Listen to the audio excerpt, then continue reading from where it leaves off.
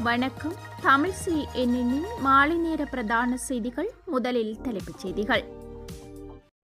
யாழ்ப்பாண மாவட்ட அரசாங்க அதிபராக நியமனம் வழங்கப்பட்ட மருதலிங்கம் பிரதீபன் இன்று தமது கடமைகளை பொறுப்பேற்றார். சட்டவிரோதமாக டிப்பரில் மணலேற்றி சென்றவர்கள் கைது.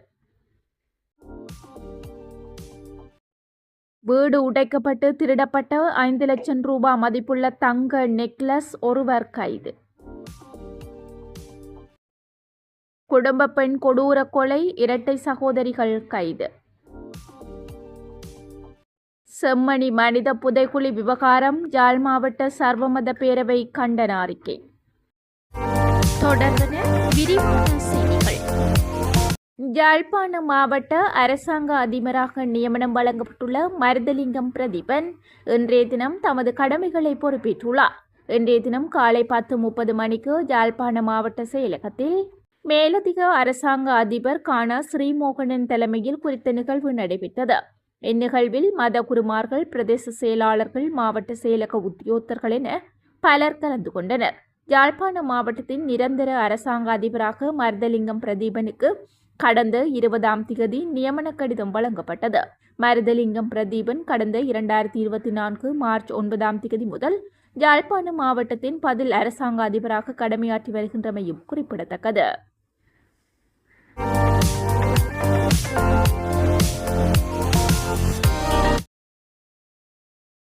பளை பிரதேசத்திலிருந்து சட்டவிரோதமாக மணல் ஏற்றி வந்த டிப்பரை மீசாலை புத்தூர் வீதியின் கனகம் புலியடி பகுதியில் வைத்து சாவகச்சேரி போலீசார் கைப்பற்றியுள்ளனர்.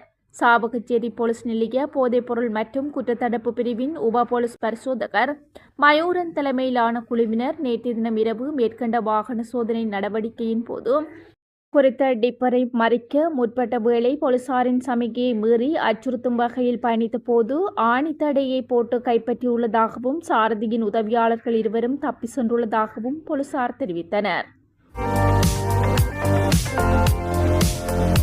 லொணுகலை அந்தனகெல்ல பகுதியில் உள்ள ஒரு வீடு நேற்று தினம் மதியம் உடைக்கப்பட்டு சுமார் 5 லட்சம் ரூபாய் மதிப்புள்ள தங்க நெக்லஸ் திருடப்பட்டுள்ளதாக லுணுகலை போலீசார் தெரிவித்தனர். வீட்டின் உரிமையாளர் நேற்று தினம் காலை வேலைக்கு வீட்டை விட்டு வெளியேறிய பிறகு அவரது மனைவி மதியம் தமது உறவினர் வீட்டுக்கு சென்றுள்ளார். அவர்கள் இருவரும் பிற்பகல் 3 மணியளவில் வீடு திரும்பிய போது அவர்கள் இல்லாத நேரத்தில் ஜாரோ வீட்டிற்குள் நுழைந்திருப்பது தெரியவந்துள்ளது.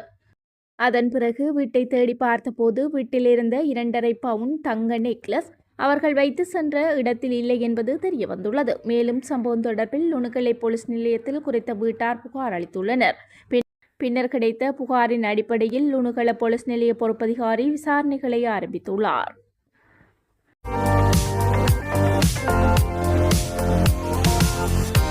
கொடூரமாக கொலை செய்யப்பட்டு சடலமாக மீட்கப்பட்ட குடும்ப பெண்ணின் படுகொலை தொடர்பில் சந்தேகத்தின் அடிப்படையில் சகோதரிகளான இரட்டையர்கள் கைது செய்யப்பட்டுள்ளனர்.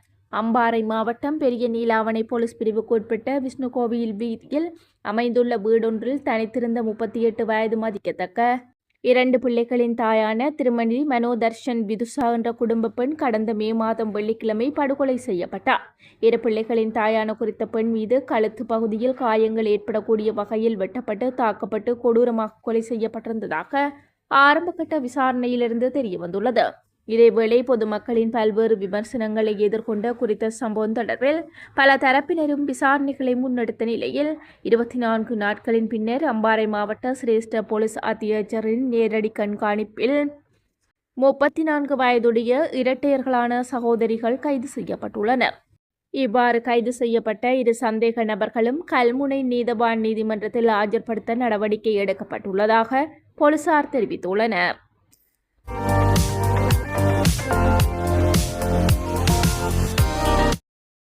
காணாமலாக்கப்பட்ட உறவுகள் செம்மணி மனித புதைகுழிக்குள் உள்ளனரா? அவர்களுக்கு நீதி கிடைக்க முழு ஒத்துழைப்பை வழங்க வேண்டும் என யாழ் மாவட்ட சர்வமத பேரவை கண்டன அறிக்கை வெளியிட்டு தெரிவித்துள்ளது. இது தொடர்பில் யாழ் மாவட்ட சர்வமத பேரவையால் அனுப்பி வைக்கப்பட்ட ஊடக அறிக்கையில் குறிப்பிடப்பட்டுள்ளதாவது: யாழ் மாவட்ட சர்வமத பேரவையாக செம்மணி மனித புதைகுழி அகழ்வாராய்ச்சி மூலம் வெளியிடப்பட்டுள்ள பேரபலம் எங்களை அதிர்ச்சிக்குட்படுத்தியுள்ளது என்பதை குறிப்பிட்டு எமது கண்டனத்தை தெரிவிக்கின்றோம். மனித வாழ்க்கை எமது சமய விழுமியங்களின்படி மாண்புமிக்க அதனை மதிப்புடன் நோக்குவதன் அறமையை ஆன்மீகத்துடன் வாழ்க்கையை வாழ வேண்டும் என்பதை இஸ்லாம், கிறிஸ்தவம், இந்து சமயம் மற்றும் பௌத்தம் தெளிவாக விளக்கியுள்ளது. அன்புடனும் நல்லெண்ணத்துடனும் வாழ வேண்டிய நாம் எம்மவர்களது எலும்புகளை செம்மணி உட்பட பல இடங்களிலும் மனித புதைகுழிகளிலிருந்து அகழ்ந்து எடுக்கின்றோம் என்பது மிக மிக வேதனைக்குரியதே ஆகும். இது கடவுளுக்கு எதிரான, சமய விழுமியங்களுக்கு எதிரான கொடுமையான செயல். இந்த கொடுமையுடன் தொடர்புடையவர்கள் அனைவரும் நீதியின் முன் கொண்டுவரப்பட்டு உரிய நடவடிக்கை மேற்கொள்ளப்பட வேண்டும். ஐக்கிய நாடுகள் சபையின் மனித உரிமைகள் மன்றின் 46 தீர்மானத்தின்படி இனப்படுகொலை, போர்க்குற்றங்கள் மற்றும் மனித குலத்திற்கு எதிரான குற்றங்கள் தொடர்பான ஆதாரங்களை காலம் தாழ்த்தாது விரைவாக சேகரிக்க உரிய நடவடிக்கைகளை மேற்கொள்ள வேண்டும் என அழைப்பு விடுகின்றோம். எமக்கு தெரிய வந்துள்ள அனைத்து மனித புதைகுழிகளையும் மீள பார்ப்பதும் சர்வதேச கண்காணிப்புடன் அகழ்வாராய்ச்சி மிக வேகமாக நடைபெற வேண்டும். இனப்பிரச்சினை தீர்க்கப்பட உரிய நடவடிக்கைகளை மேற்கொள்வதும் இந்த விடயத்தை சர்வதேச குற்றவியல் நீதிமன்றத்திற்கு எடுத்து செல்ல உரிய நடவடிக்கைகளை மேற்கொள்ள வேண்டும் என நாம் முன்மொழிகின்றோம் என பதிவு செய்யப்பட்டுள்ளது.